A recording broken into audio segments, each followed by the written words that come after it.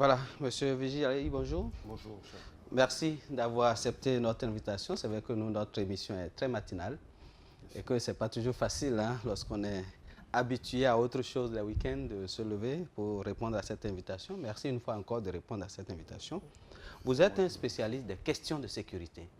Et lorsque vous voyez un peu, je commence par ce qui se passe dans la sous-région ouest africaine, ce qui s'est passé au Burkina Faso, ce qui se passe dans un certain nombre de pays, au Mali, au Niger, au Nigeria. Lorsque vous regardez le développement que prend aujourd'hui, les tournures que prennent les questions de sécurité dans la sous-région ouest africaine, vous, en tant que Béninois, en tant que spécialiste de la chose, qu'est-ce que ça vous inspire?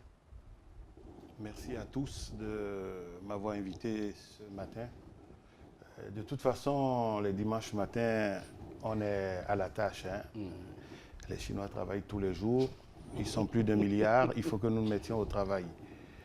Alors, je ne suis pas un spécialiste des questions de sécurité. Je suis consultant en analyse stratégique et à un voisinage, même si nous faisons donc des choses connexes. Alors, vous avez posé une question. Les préoccupations sont réelles. Les préoccupations sont réelles, mais je me pose souvent la question de savoir si les spécialistes présumés de la sécurité ont les mêmes soucis que l'observateur lambda.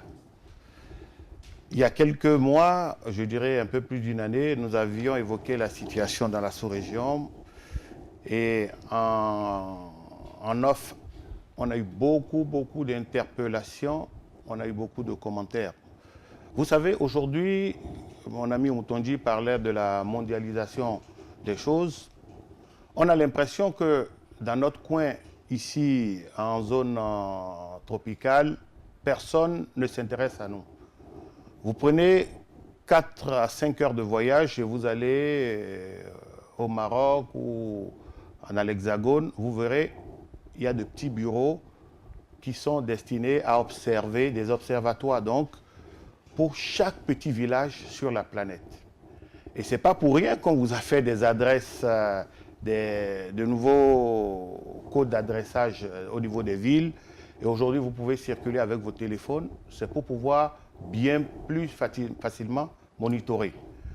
Le problème, il est réel. Mais on s'amuse à banaliser. On s'amuse à banaliser et plus on ira vers la paupérisation et vers la fragilité sociale, la fragilisation sociale, on va nous exposer et exposer toute la jeunesse et toutes nos populations. Je disais tantôt, avec la globalisation et les problèmes économiques, chaque contrée essaie de voir à quelle partie du monde, dans quelle partie du monde je vais me faire un peu de sous, de nouvelles ressources. Parce que vous savez, l'Occident est en faillite à 2 ou 3 pays près. Et devant cette faillite, qu'est-ce qu'il faut faire? Il faut aller sur des terres nouvelles, chasser sur des terres nouvelles.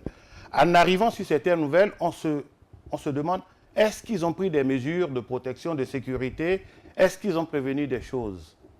On ne prévient rien en Afrique, et particulièrement au sud du Sahara, et plus dramatiquement dans les pays francophones. Je le dis, et c'est nous tous qui en portons la responsabilité. On vous empêche de parler. Quand vous parlez, personne n'écoute. Et quand personne ne vous écoute, vous vous dites il faut laisser aller, il ne faut rien dire. La situation n'est plus celle qu'on a vécue il y a 6 mois. Sur l'échelle d'analyse des risques, tous les décideurs, qu'ils soient de Bretton Woods ou des autres institutions, classent notre sous-région actuellement à quasiment 4,25 sur une échelle de 5.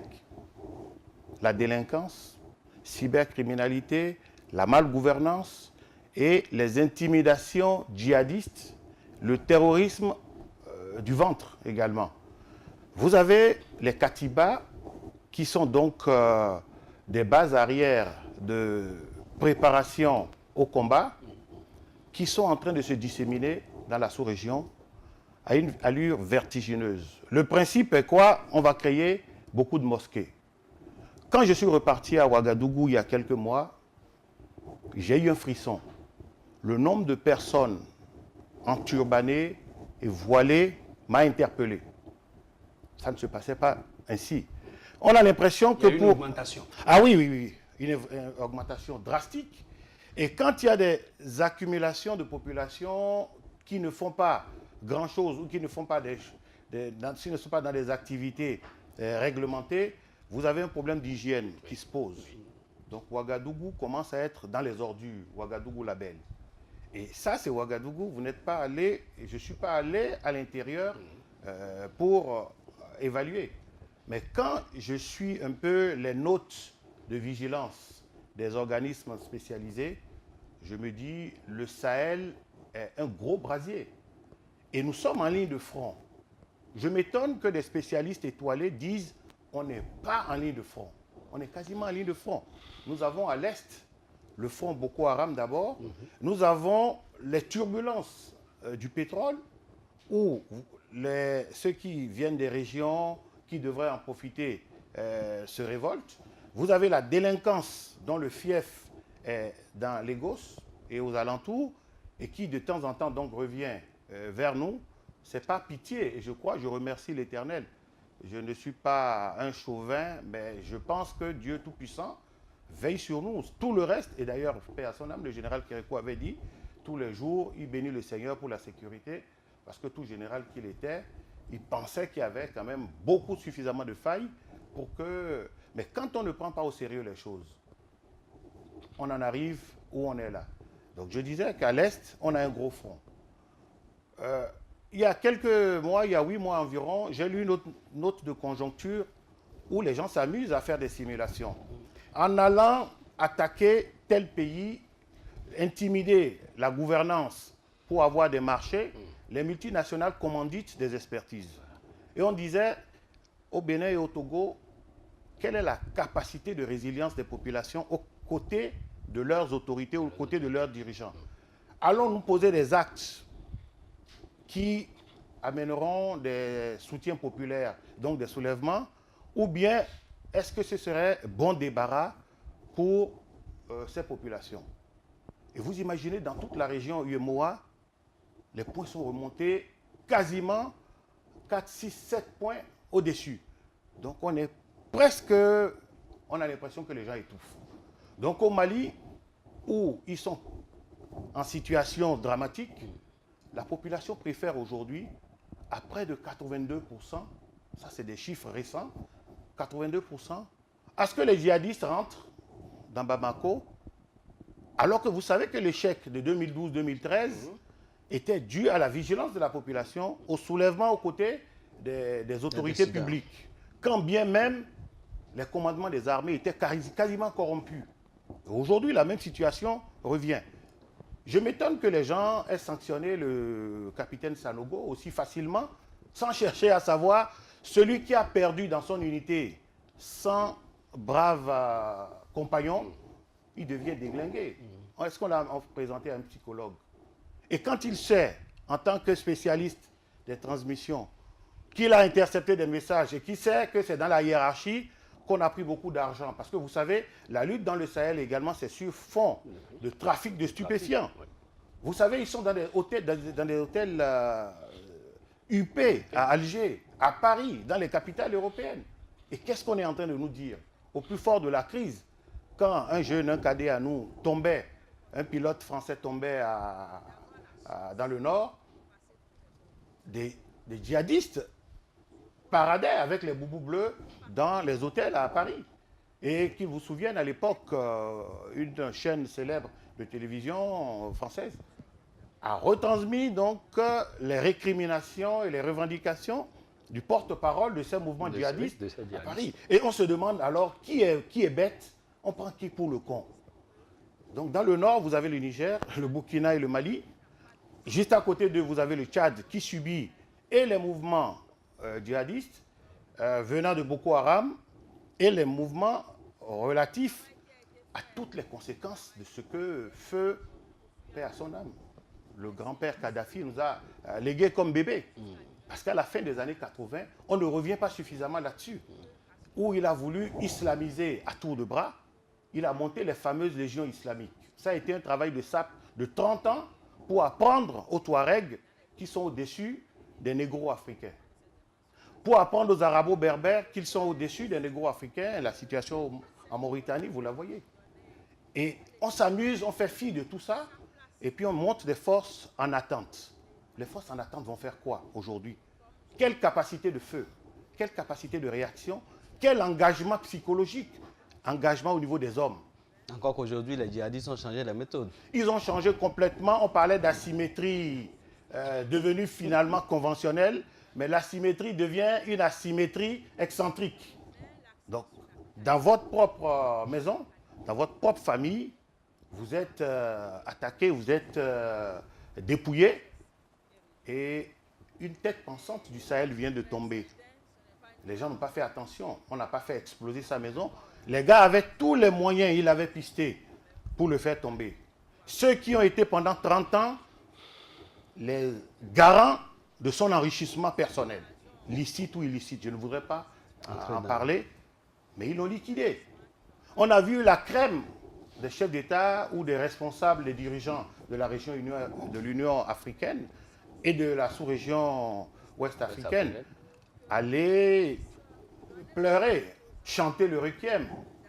Mais alors que pendant le déroulement, pendant que ça se passait, muets. personne ne disait rien. Personne ne disait rien. Les solutions dans nos pays, c'est d'abord, et je n'arrêterai jamais de le dire, c'est l'équité. La fermeté dans l'équité. Parce que quand ça va s'embraser, je suis sûr qu'en alliant même 1000 canons, on ne pourra pas tirer le premier coup. Parce que vous savez ce qui se passe actuellement au Mali. Au Mali, les gens disent, OK, nous on était en difficulté, il est arrivé, il s'est tapé un avion de plaisance, alors qu'on avait besoin d'avions de combat. Il n'en a rien été. Ensuite, on commence à faire des positionnements qui débouchent sur des mouvements de quelques modifications, perturbations constitutionnelles. Et les gens disent, OK, il n'y a pas de souci, nous on va rentrer dans la rue. On rentre dans la rue, et qu'est-ce qu'ils font ces gens? Ils mettent dans tous leur maison, chacun dans sa maison, des combustibles. Quand on met des combustibles et qu'on se dit, les forces de sécurité iront taper. Il n'est pas bon de tout dire. Mais des représailles, tête à tête, on dit un homme, sa victime. Vous en tuez 10 parce que vous avez les moyens du peuple. Nous, on en tuera 100. Mais vous savez, on est tous des parents, on est tous des amis, on est tous des frères. Quand vous finissez tout ça, vous vous retrouvez après à compter les morts, et puis ça donne quoi? Est-ce que moi, cadre d'administration par exemple, c'est ce qui est arrivé en 85 ici lors des soulèvements, tous ceux qui sont sortis dans les rues avec les voitures administratives, on a tout cassé. On ne veut pas savoir si vous êtes ci ou vous êtes... Il faut repenser la situation parce que la paupérisation et la misère montent. Et quand on nous aligne des taux de croissance fantaisistes, fallacieux, sur des critères qui ne sont pas les nôtres, vous comprenez que ça ne va pas. Au Togo, ils ont pu résoudre un peu, prévenir, parce qu'ils ont quand même un tampon. Ils ont le Bénin qui est un tampon, et ils sont un peu plus loin du Burkina, dans la zone chaude. Et ils ont le Ghana qui est assez sécurisé. Mais aujourd'hui, ce qui se passe au Togo est en train d'ouvrir des portes. Et vous avez le nombre de camions, parce qu'on veut faire tourner nos ports, le nombre de camions qui passent ne fait pas l'objet de suffisamment de surveillance. Et quand il n'y a pas suffisamment de surveillance, vous savez ce qui est. Et quand les gens sont déjà mécontents et que vous voulez surveiller, et c'est un peu ça le problème qu'on a sur le PVI, c'est des mesures idoines, c'est des mesures très intéressantes pour tout le monde, mais les gens bloquent en disant où sont nos intérêts, et puis de toute façon on est fâchés. Ils n'ont même plus l'oreille pour qu'on leur explique, encore faudrait-il que des gens leur fassent des explications. C'est la tourmente. Pour moi, je ne veux pas être alarmiste. Je sais que de l'autre côté, des gens vont dire on est dans une stratégie alarmiste, peut-être pour faire vendre nos amis qui sont dans les équipements de sécurité ou de prévention. Mais pas du tout. Si on ne fait pas attention avant le mois de décembre, on aura des situations très surprenantes dans la zone sahélo-saharienne. Et nous aurons des situations, des dégâts collatéraux, des répercussions inestimables dans la zone méridionale. Alors, trois questions à la fois. Moi, je commence par l'André. D'accord. Ok. S'il vous plaît, monsieur Aïe, je te sers. Vous n'êtes pas alarmiste. Mais dites-nous, les objectifs, les mobiles ne sont peut-être pas les mêmes. Le Mali, c'est un cas. Oui. C'est le prolongement peut-être de la déchéance de Kadhafi dans la zone sahélo-sahélienne, comme vous l'avez dit, avec l'AQMI, le Moudjahou, l'Ansardine et tout le reste. Le Burkina, qu'est-ce qui se passe? Le Togo tout récemment. La secte Boko Haram et la région, cette région du delta du Niger, où il se passe beaucoup de choses. On veut comprendre. Vous avez un lexique qui, du coup, se retrouverait dans une salle de classe à dispenser le savoir approprié, mais la population de cette bande-là veut comprendre, parce que nous sommes suivis un peu partout sur la planète Terre aujourd'hui, M. Aïe. On est suivi sur la planète Terre, mais ceux qui nous suivent de l'autre côté de l'océan savent mieux que nous ce qui se passe. Okay. Je prends le Tchad. Le Tchad est en train donc de recevoir les coups. Vous dites souvent le départ de la chute de Kadhafi. Non. Je vous dis, c'est la suite normale et logique de ce que Kadhafi avait préparé. Et donc là, les armes circulent. Mais imaginez qu'au Tchad, il n'y ait pas ce niveau de mécontentement. Au Bénin, qu'est-ce qui fait que nous avons une apparente accalmie? Les gens se disent, si on n'est pas content, dans quelques années, on va tourner la page. Il partira, quelqu'un d'autre va s'installer. Quand bien même on sait que ceux qui se succèdent sont toujours, je vous ai dit, on est toujours les mêmes. C'est les mêmes. Sur 60 ans, vous voyez, vous aurez un cousin ou un autre. On prend les mêmes et on recommence. On prendra même parmi vos enfants, ce sera les mêmes, parce que on n'est pas nombreux. Okay? Mais ce qui se passe, c'est le mécontentement et la misère. Vous pensez qu'aujourd'hui, quand on compte au niveau de Boko Haram que vous évoquez, la présence de plus de 300 Béninois, la zone de Pobek et tout, des gens donc qui s'occupaient de leur agriculture, de l'élevage, un peu de l'élevage, mais beaucoup plus tout ce qui est pneumatique, batterie et autres. Et ça n'existe plus. On leur dit, écoutez, vous êtes musulmans, venez dans une école coranique, et puis après on les envoie avec des bourses pour aller apprendre la microfinance islamique et autres. Mais arrivé là-bas, c'est autre chose qu'on apprend. Et ça se passe aujourd'hui même, malheureusement, au niveau des nébuleuses chrétiennes, les églises évangéliques et autres. On vous envoie dans les capitales occidentales, je n'appelle pas le nom, où vous faites carrément ce qu'on appelle de la guérilla spirituelle, de la guérilla psychologique. Et au cas où vos intérêts seront menacés, on débouche sur autre chose. Et quand vous avez ces situations, qu'est-ce qu'il faut faire? On n'a pas beaucoup de ressources, mais faisons en sorte qu'une bonne partie des jeunes exposés ou des cibles potentielles puissent être cantonnés dans des activités. Il faut les occuper. De revenus, ou l'éducation continue. Mais quand je suis père et je n'ai pas les moyens de satisfaire les besoins, les questions minimales de ma famille, au contraire, c'est moi qui m'assois et qui vois le fiston de 19 ans, 25 ans revenir avec des moyens. Je lui demande à peine ce qu'il faut faire.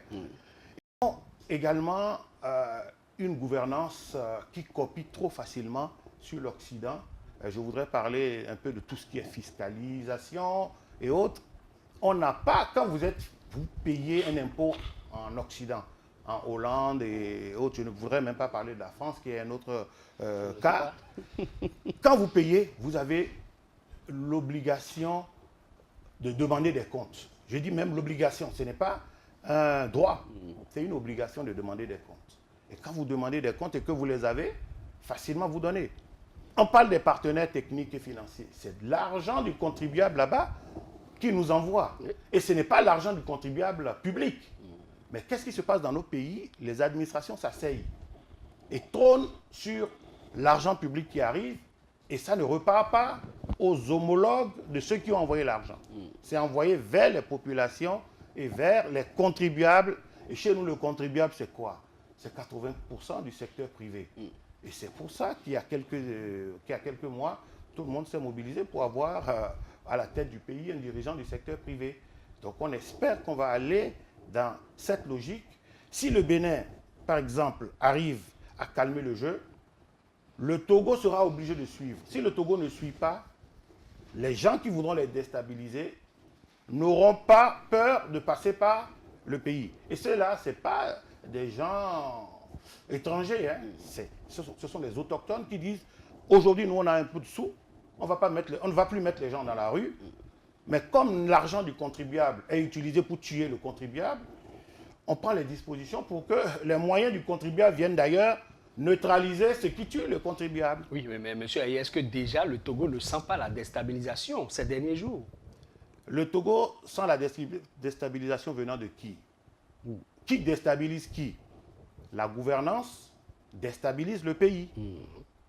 Et maintenant, il faut expliquer également à ceux qui veulent le pouvoir ou qui veulent dégager du pouvoir, est-ce qu'ils feront mieux? C'est aussi ça la Je ne grande sais pas si interrogation. vous n'étiez pas trop jeune en 90. Quand ça se passait? Quand, au prix du sang, les gens ont obtenu, en imitant le Bénin, la conférence nationale, on a nommé un Premier ministre, excusez-moi.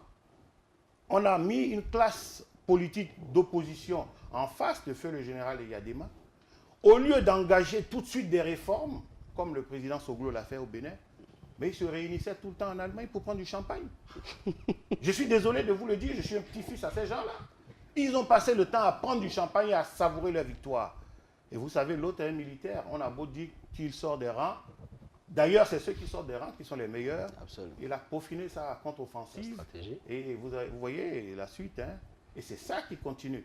L'autre chose... Et pourquoi chaque fois, ils n'arrivent jamais à s'entendre dans l'opposition togolaise? Parce que là, on a vu entre-temps, hein, l'opposition, à la veille des élections qui ont porté au second mandat, Eyadema fils, Faure Gnassingbé, au pouvoir, on a vu qu'ils étaient au Burkina Faso pour se réunir, ça n'a pas marché, ils sont partis vers la France. Oui. Et ce jour-là, on se rappelle, parce qu'on était dans les secrets de Dieu, Faure Gnassingbé qui disait, bon, ça n'a pas marché, je peux continuer tranquillement.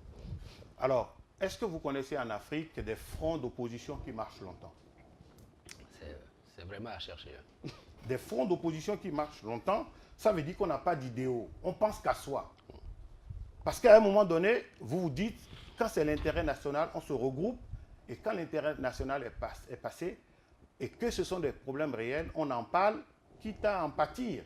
Et une fois que la population sait que ce n'est pas vous seulement qui pensez acheter des 4x4, prendre 10 copines, 50 épouses et 200 véhicules et 200 villas, la population va vous suivre. Encore faudrait-il que la population... Parce que nos populations aujourd'hui se disent, les politiques ne mettent que pour leurs poches, et que pour les leurs. Nous n'allons pas nous sacrifier. Mais la stratégie internationale aujourd'hui veut qu'on déstabilise chacun de nos chefs d'État, parce que nos dirigeants politiques ne sont pas aussi mauvais qu'on le pense. Sékou Touré était très bon. Mais quand on vous fait l'histoire de la politique de déstabilisation de ce monsieur, vous êtes éberlué. Si on veut parler très sincèrement, appelez le chef de l'État béninois et demandez-lui qu'il dise la main sur le cœur combien de fois les mains extérieures, les fonds vautours, les officines de manipulation financière ne lui ont pas proposé des 500 milliards pour lui tout seul. À un moment donné, si vous... Donc ça se passe comme ça chez les... Ah mais oui. Et aujourd'hui, le reproche qui est fait justement à ce monsieur, et c'est comme ça que les histoires sortent, c'est de refuser ce genre de deal. Le deal. Et la contrepartie, c'est quoi? Congo. Ah non, non, mais tu prends et puis tu te tais, on achète les terres chez vous. Oui. On introduit tel et tel type de produits et d'usines qui sont de vraies usines à gaz et le monsieur refuse. On lui dit, tu n'as même pas besoin de rentrer là-dedans, de laisser des traces. Voilà, on te donne. Il refuse. Il y a eu 3 chefs d'État dans la foulée, ces 3 dernières années, à refuser ce genre de deal. Quand on vous dit on vient mettre des usines de pesticides dans nos pays déjà suffisamment étroits et que vous acceptez, vous savez ce qu'il y a là, derrière? Tuer la population. La contamination. Ah, mais c'est des situations extraordinaires. Vous voyez un peu ce qui se passe à Bombay, en Inde et en Chine. Oui. Dans des États, c'est des sacrifiés. Et vous avez donc le courage de refuser. Il faut donc continuer à faire attention parce qu'ils vont vous guetter ailleurs. Donc les autres faux pas qui sont inhérents à la gestion des hommes, à la moindre incartade. à la moindre incartade, vous tombez En là-dedans. Argentine aujourd'hui, au nom de la culture du soja, il y a tout un problème. Voilà, je vais on va marquer une pause, mais revenir parce que la première descente de Macron, Emmanuel Macron, c'était en Afrique, c'était au Mali. Au Mali. Oui. Et donc, c'est une descente stratégique en matière de sécurité, puisqu'il l'a martelé encore. Je souhaiterais qu'on revienne sur ça tout à l'heure, quand on va marquer la virgule, histoire de prendre les deux petites informations à l'international. Ok.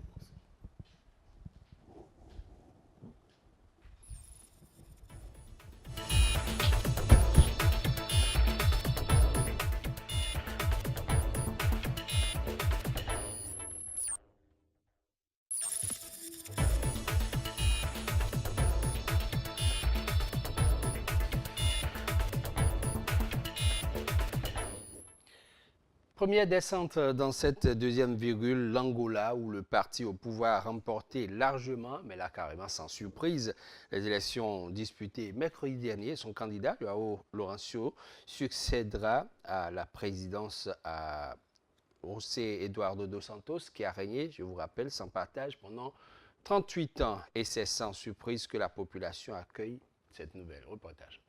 À la tête du pays depuis son indépendance du Portugal en 1975, le mouvement populaire pour la libération de l'Angola, MPLA, a recueilli plus de 64% des voix, selon les résultats partiels publiés jeudi par la Commission nationale électorale CNE. S'ils sont confirmés, ces chiffres établis après dépouillement des 2/3 des bureaux de vote assureront au MPLA une majorité absolue de 220 sièges au Parlement. Ses deux principaux adversaires, l'UNITA et la CASA-CE, n'obtiennent que respectivement 24 et 8,5% des voix, a précisé lors d'une conférence de presse le porte-parole de la CNE, Julia Ferreira. L'opposition a immédiatement contesté ces chiffres et la façon dont ils ont été publiés. Nous avons des résultats différents de ceux annoncés par la CNE, a affirmé un représentant de l'Union nationale pour l'indépendance totale de l'Angola, UNITA, Estevão José Cacheungu. Nous ne reconnaissons pas les résultats annoncés aujourd'hui, a estimé pour sa part Miguel Michel, représentant de la CASA-CE à la CNE. Le porte-parole du MPLA, João Martins, a balayé du revers de la main leurs arguments et dénoncé leur arrogance. Les deux partis accusent le régime d'avoir contraint de nombreux électeurs, notamment dans leur bastion, à voter dans des bureaux de vote très éloignés de leur domicile. Ils ont aussi regretté d'avoir été largement privés d'accès aux médias publics. Bientôt âgé de 75 ans, José Eduardo dos Santos, fatigué par la maladie, avait annoncé à la fin de l'année dernière qu'il ne briguerait pas un nouveau mandat. Son dauphin désigné, João Lourenço, un général à la retraite de 63 ans, hérite d'un pays plongé dans plus de 3 ans de profonde crise économique. À la fin d'une guerre civile meurtrière en 2002, l'Angola a connu une décennie de croissance à 2 chiffres nourris par le pétrole, dont il est avec le Nigeria le principal producteur d'Afrique subsaharienne. Mais il y a 3 ans, la chute brutale des cours de l'or noir, sa principale source de revenus, l'a précipité dans la tourmente. Sa dette s'est creusée, sa monnaie a dégringolé, l'inflation et le chômage ont explosé. Sa population de 28 millions d'habitants, une des plus pauvres de la planète, a subi le choc de plein fouet. Parlons rapidement des États-Unis avec le vice-président Mike Pence qui a réitéré en semaine, lors de son passage à Panama City, l'engagement des États-Unis pour retrouver et punir les responsables de l'attentat de Barcelone. Attentat qui a fait, je vous rappelle, 14 morts et une centaine de blessés. C'était jeudi après-midi. Suivez Mike Pence. C'est un jour tragique. Cette nouvelle scène de carnage et de destruction nous écœure tous. Comme le président Trump l'a dit plus tôt, les États-Unis condamnent cet attentat terroriste et nous ferons tout le nécessaire pour aider. Le groupe djihadiste État islamique a revendiqué cette attaque barbare, mais peu importe les responsables. Ils doivent savoir que les États-Unis, avec ses alliés, vont trouver et punir les responsables et faire disparaître de la surface de la terre le mal et la terreur des islamistes radicaux.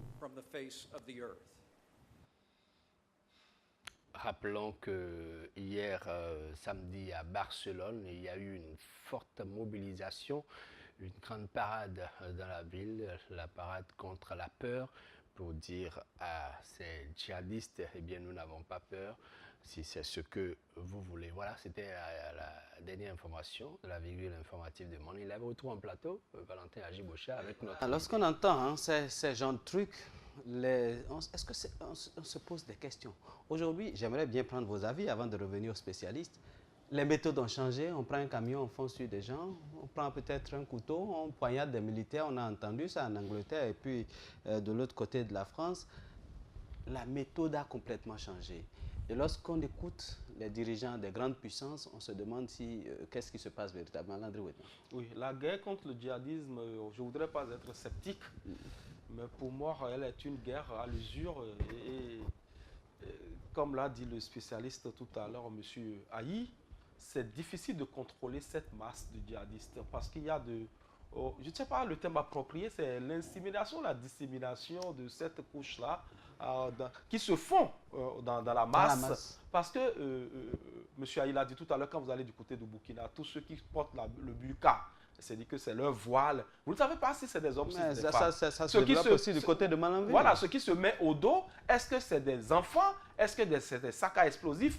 Vous voyez, c'est difficile de maîtriser un phénomène que vous ne pouvez pas cerner tout de suite. Et c'est ça le mouvement djihadiste. Il est là avec vous.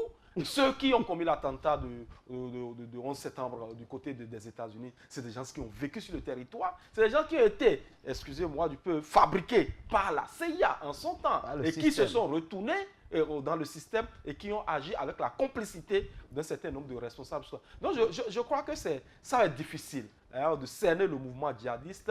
Tout ce qu'on peut faire, c'est peut-être des portes de sortie, comme l'invité est en train de le dire tantôt, essayer de récupérer cette jeunesse. Parce que, excusez-moi du peu, nous sommes dans l'investigation. Est-ce que vous savez que bon nombre de ces jeunes étudiants sortis de nos universités sont en train d'être aujourd'hui récupérés par ce système parce qu'on leur propose de l'argent facile. Il n'y a pas de débouchés, il n'y a pas de l'emploi, et donc c'est plus facile par là de rentrer dans le système. Darius Moutonji. Je crains que le ver ne se soit véritablement enfoncé dans le fruit. Parce que là, lutter contre le terrorisme, lutter contre le djihadisme, un peu comme on nous le balance, un peu dans les déclarations et autres, c'est un faux problème. Parce que les djihadistes sont entretenus.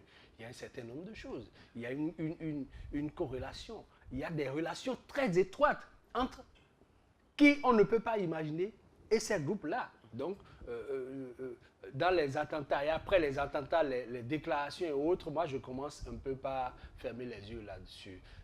Tout ce qui fait mal, c'est que ça prend de l'ampleur. C'est des populations récurrent. C'est des vulnérables. C'est des gens vulnérables qui meurent. J'ai commencé à avoir plusieurs craintes quand je me suis mis à voir. Je me suis retrouvé à voir donc, des gens avec beaucoup de barbe commencer par abonder dans la zone du Zou, sa dernière corne vers la frontière du Nigeria de l'autre côté, un peu entre Sakété et Pobé aussi entre-temps. C'est aujourd'hui j'ai eu la réponse avec M. Aïe. Donc, voyez-vous, le ver véritablement se trouve dans le fruit. Alors, M. Aïe, on disait, au-delà de tout, lorsque vous écoutez les gens comme Mike Pence, la descente en Afrique de Macron, juste au lendemain, pour sa première sortie africaine, venue au Mali et menacée. Lorsque vous les écoutez par rapport aux actions qui sont posées, est-ce que vous êtes convaincu? Alors, convaincu, non. Ils entretiennent un peu de la résistance psychologique. Ils amènent les gens à ne pas baisser les bras parce que, comme vous le dites, le problème est assez sérieux. Et vous avez vu, ils sont passés donc au camion, ils sont passés au coup de couteau parce que le problème a été résolu partiellement. En Israël, par exemple, vous ne pouvez plus vous balader avec des explosifs. Tous les flics ont des caméras thermiques. Ils ont des lunettes qui permettent donc d'évaluer. Qui détectent rapidement à l'intérieur des sacs. Comme c'est le cas, ils se sont donc mis sur les couteaux parce que tout le monde a des ustensiles et tout le monde a même des boucles de ceinture qui peuvent avoir à générer autant de quantité de chaleur spécifique. Et à partir de ça, les gens ont dit qu'il faut aller au couteau. Ça va être très difficile parce que si vous occupez suffisamment de gens, ils n'auront plus les moyens d'y aller. Et vous avez parlé de la barbe. Il y en a aujourd'hui qui sont de vrais délinquants, qui n'ont même pas la culture de la barbe et qui, sans barbe, donc, vont opérer. Ce qui est plus grave aujourd'hui, c'est que la grande délinquance, les narcotrafiquants se sont accrochés à la chose et ce sont eux qui donnent cette connotation islamo-terroriste. Et ce n'est pas forcément donc des gens qui vont parler de religion, mais on les utilise, on les entraîne même à apprendre le Coran et autres pour instrumentaliser et pour contourner la vigilance sécuritaire mondiale. Vous avez parlé de la descente de Macron, du président Macron au Mali. C'était important qu'il y aille. J'ai vu après sur WhatsApp des canulars où on disait que l'armée française était en train de ramasser de l'or. L'or n'est jamais en bloc directement comme ça dans les sous-sols. Le Mali, le nord du Mali est à quelques encablures d'Alger. Et vous savez que quand on part de Marseille, en quelques minutes, on se retrouve en Algérie. Et donc, ils savent qu'il y a cette difficulté et qu'il faille faire quelque chose. Le deuxième élément très important, c'est que vous avez vu le flux de migrants qui s'est précipité sur l'Europe. L'Allemagne en a eu 1 million. Ils ont fait leur calcul en disant une partie va servir donc à renouveler un peu notre population vieillissante, mais malheureusement, les djihadistes se sont infiltrés en grand nombre. Et de l'autre côté, ils disent il faut aller donc maintenant à la source du mal. Parce qu'ils dépensent, l'Union européenne dépense beaucoup d'argent dans la surveillance, même le sauvetage même de nos frères qui périssent. Nous-mêmes, on ne dépense rien, on est là à bavarder, à parler, et à tergiverser, à faire des réunions, des colloques, des séminaires. Et quand il y a ça, ils disent qu'est-ce qu'il faut faire? Il vaut mieux envoyer suffisamment d'argent chez eux et qu'ils s'agrippent à cette grappe de sous et qu'ils nous collent la paix. Et vous allez voir, il y a des séries de financements qui sont en train d'être déversés. Et l'autre chose également, et qui montre la limite de nos gouvernances, il y a aujourd'hui, entre 2018 et 2020, vous aurez l'équivalent pour les pays de l'UMOA de plus de 5 000 milliards qui vont être déversés. Mais ils n'arrivent pas à résoudre une équation. La malgouvernance dans nos pays est une équation insoluble, analytiquement insoluble pour les partenaires. Et ils ne savent pas à qui remettre l'argent. Est-ce qu'il faut remettre au secteur privé? Est-ce qu'ils remettent aux ONG qui sont devenus en temps des couloirs politiques, donc des vases communicants? Et est-ce que des ONG ne vont pas se transformer après en officines politiques ou djihadistes et autres? C'est ça la grosse problématique. Sinon, ils disent le surplus qu'ils ont emmagasiné, ils préfèrent les déverser pour nous aider. Donc, c'est ça le gros problème aujourd'hui. Et une partie de la résolution viendra de nos gouvernances. Voilà, une partie de la résolution viendra de nos gouvernances. J'aimerais bien que, puisque lorsque, par exemple, vous écoutez la plupart de ces chefs d'État, et ça c'est peut-être mon avis personnel, vous sentez que c'est comme si on n'était pas encore prêt à aborder la question de bonne gouvernance, la question de sérénité, la question d'équité dans la distribution, la redistribution du patrimoine national. La prospérité partagée. La prospérité partagée. Et tant qu'il y aura ces inégalités, moi je pense, ça c'est mon avis personnel, qu'on aura du mal véritablement à... Oui, monsieur Aïe. Oui, c'est très délicat. Vous savez, j'ai discuté avec des autorités politiques de tous bords dans le pays. Et ce que j'ai constaté, ce que j'ai ressenti, c'est qu'ils ont le souhait de partager localement. Mais quand vous voulez partager et que c'est des appels d'offres, c'est ça les difficultés. Et que derrière ces appels d'offres, nos marchés publics, nos structures sont allés copier à l'international. Et quand vous lancez l'appel d'offres, ce sont les fonds vautours là dont je parle, qui mettent des sociétés offshore, choisissent des représentants chez nous, qu'ils ont financés pour leurs élections régionales et autres, et ce sont eux qui ressortent la tête. Et quand l'autorité... C'est encore eux qui gagnent. Alors, quand l'autorité a cette information, l'autorité dit, quitte à ce que je fasse une injustice, que de faire rentrer une puissance qui va après nous déstabiliser, vous imaginez le nombre de terres qu'on est en train de nous spolier, dont on est en train de nous spolier aujourd'hui dans notre pays et dans la sous-région. Ce sont les gros moyens extérieurs. On prend des Béninois qui achètent parce qu'ils connaissent les tests. Ils connaissent les tests et qu'un étranger ne peut pas venir immédiatement. Excusez-moi d'utiliser le terme étranger, mais ils donnent à nos compatriotes. C'est ça la patrie. Vous avez beaucoup d'argent, vous êtes intermédiaire, vous achetez en votre nom, et puis après vous recédez petit à petit. Et la Chine est passée spécialiste dans cette pratique. Et d'autres nations, un jour on va se lever et on n'aura plus rien à donner à nos enfants. Et c'est ça la difficulté de gouvernance. Quand vous approchez les hommes d'État, ce n'est pas de la patrie. Ils sont tourmentés entre les pressions de partout. Vous imaginez, vous devenez chef d'État demain, autour de vous, il y a des officiers, ils ont tous été formés, et des médecins pour vous garder. Ils ont été formés quelque part à l'extérieur, même si c'est pour le circuit terminal. Donc leurs patrons sont là-bas. Ils ont une alliance cérébrale. C'est plus fort que le lien du sang. Donc à un moment donné, ils vont leur donner des consignes. Et vous voyez la difficulté, c'est ce qui se passe au Congo démocratique. Je suis persuadé que le président Kabila a envie de partir, mais il est tenu de partout. Voilà. Donc, ce que je... Voilà. C'est demain déjà l'examen, les examens nationaux de licence et de master. L'entrevoit-on rapidement, en quelques 30 secondes. Vous, votre avis sur ça? Bon, ça démarre demain. Ça démarre demain, et malheureusement ou heureusement, que l'on se retrouve dans l'un ou l'autre des cas. Malgré la résistance de ces établissements. Voilà, l'accouchement aura lieu demain d'une façon ou d'une autre. Qu'est-ce que je peux dire d'autre que de souhaiter peut-être bonne chance à ceux qui Je vous trouve bien diplomatique sur les bords. Darius Servé-Outondi, c'est demain. À la veille du site examen, la question est difficile à aborder. On ne saurait rappeler les luttes qui ont été faites et les raisons de chaque camp de mener la lutte. Je suppose, enfin moi je comprends, je crois que chaque camp avec ses raisons. Ceux qui défendaient que l'examen n'ait pas lieu, ils avaient leurs raisons. J'ai vu des établissements se développer, mais là pendant plusieurs années difficilement, faire leur diplôme, faire homologuer, ainsi de suite, et qu'aujourd'hui, avec tout ce système qui a été mis en place, qu'on leur dise non, on remet tout en cause, c'est un peu difficile. L'État reste l'État, le gouvernement reste le maître de la pensée. Donc écoutez, si c'est ça qui fait le développement de l'éducation, ou bien de l'enseignement supérieur au Bénin, on suit et puis je pense que la lutte continue. Monsieur Ayi, vous êtes acteur de l'enseignement supérieur. C'est demain ça démarre. Vous, qu'est-ce que cela... Oui, c'est demain que ça démarre. C'est d'abord les licences. Oui. L'année prochaine, ce serait les masters.